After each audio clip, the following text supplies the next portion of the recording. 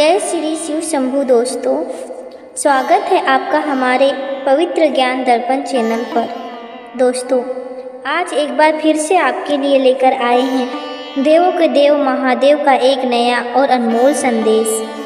इस संदेश को सुनने के बाद आपकी ज़िंदगी से दुख दूर होंगे और आप शांति व समृद्धि का अनुभव करेंगे।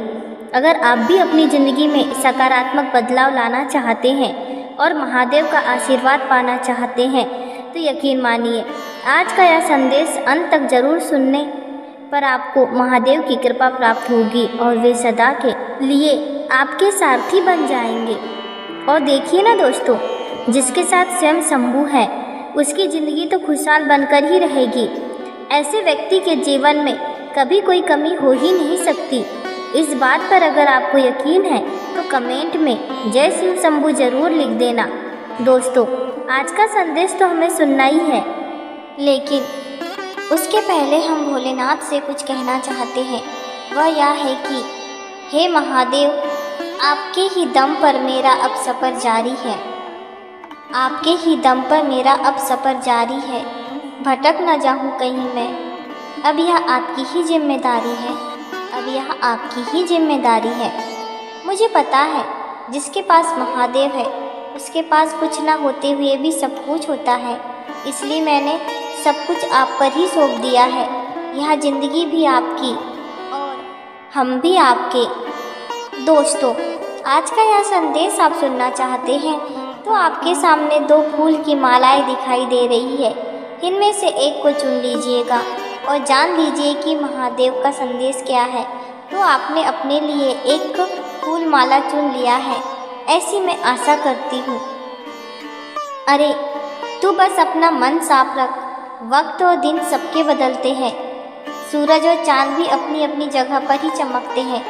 अगर सूरज और चांद के लिए यह नियम है तो तू तो मनुष्य है, इसलिए वक्त का सब्र रख और संयम के साथ अपना कार्य कर।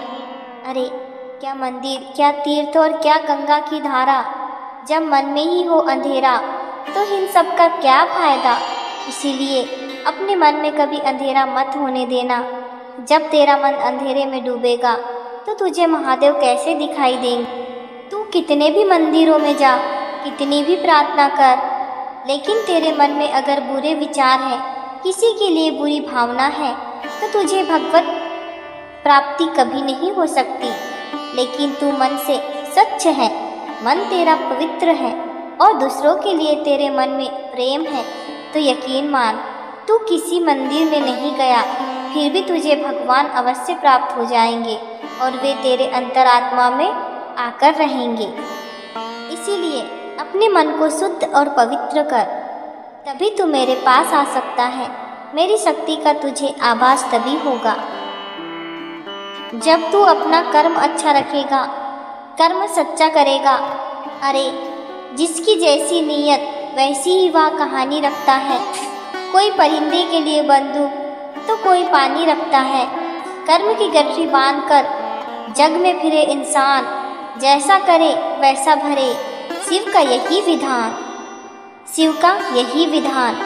इसलिए अगर तू कुछ अच्छा पाना चाहता है तो तुझे अच्छा करना भी पड़ेगा। और जो बीत गया उस पर विलाप कैसा, जो है उस पर अहंकार कैसा, और जो आने वाला है उसका मोह कैसा।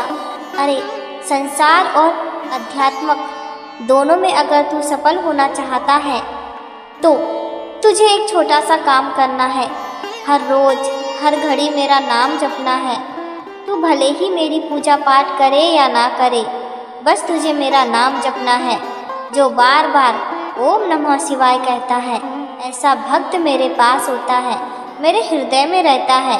और तू भी अगर मेरे हृदय में रहना चाहता है तो तुझे मेरे नाम का सहारा लेना ही पड़ेगा, क्योंकि सच तो यही है। क्या संसार और क्या संसार की चीज़ें, वो तो केवल मोह माया है। असल में सुखी तो वही है जिसने इस शिव को पाया। इसलिए अगर तू मुझे पाना चाहता है तो इस संसार में तुझे मेरा नाम जपना पड़ेगा। और जो बार बार मेरा नाम जपता है उसकी पुकार तो मुझे सुननी ही पड़ती है। ऐसे भक्त की पुकार मैं सुनता हूँ और तुझसे कहता हूँ, तू डरना नहीं, तू घबराना नहीं, यह शिव तेरे साथ रहेगा, यह शिव हमेशा तेरे साथ रहेगा।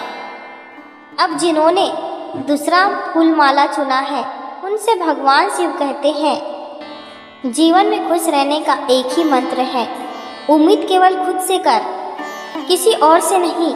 भरोसा केवल मुझ महादेव पर रखना, इस जहां पर नहीं। जितना कम रखेगा तू इस दुनिया से वास्ता, उतना ही सफल रहेगा तेरा हर एक रास्ता।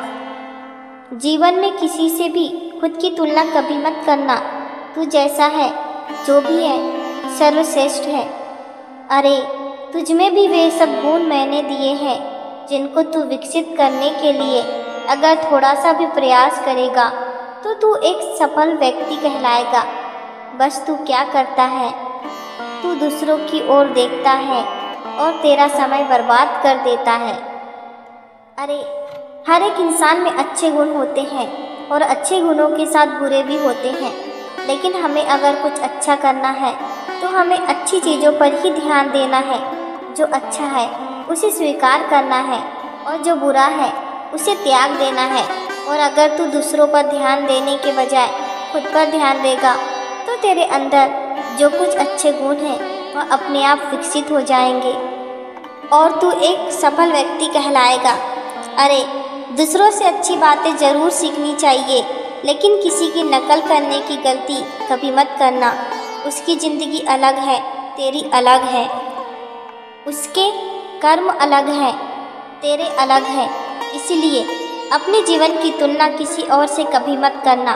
तुझे अगर किसी से तुलना करनी है तो बस अपने आप से करना, अपने भूतकाल की तुलना वर्तमान से करना और इस प्रकार भूतकाल की और वर्तमान की तुलना कर, उसमें से अनुभव लेकर तू आगे बढ़ेगा तो यकीन मान तेरा भविष्य सुनहरा हो जाएगा। अच्छा समय कब आएगा यह सोचने के बजाय अगर यही जो समय चल रहा है वह अच्छा कैसा बनाना है यह अगर तू सोचेगा तो यकीन मान तू एक दिन बहुत आगे जाएगा। अरे समय की राह कभी मत देखना, वहाँ तो बीतता रहता है। पूरा जीवन कम पड़ जाएगा अगर तू अच्छे समय की राह देखेगा।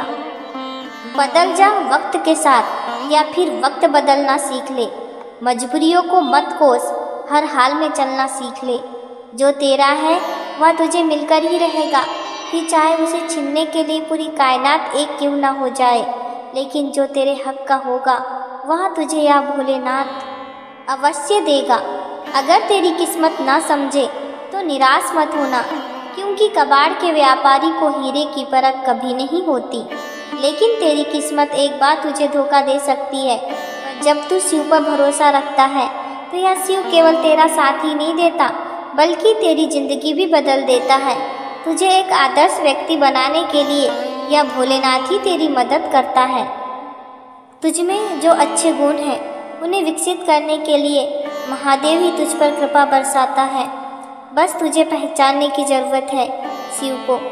जब तू महादेव को पहचानने लगता है और उनकी शक्ति को जब तू जान लेता है तो असल में तुझे तेरी ज़िंदगी का मकसद भी पता चल जाता है और फिर तेरा सारथी एक शिव बन जाता है। और जब तेरा शिव तेरा सारथी हो जाता है तो वह तुझसे कहता है, तू डरना नहीं, तू घबराना नहीं, यह शिव तेरे साथ रहेगा, यह शिव तेरे साथ रहेगा। दोस्तों, आज का संदेश आपने सुना होगा, तो आपने कौन सा फूल माला चुना था कमेंट में अवश्य बताना।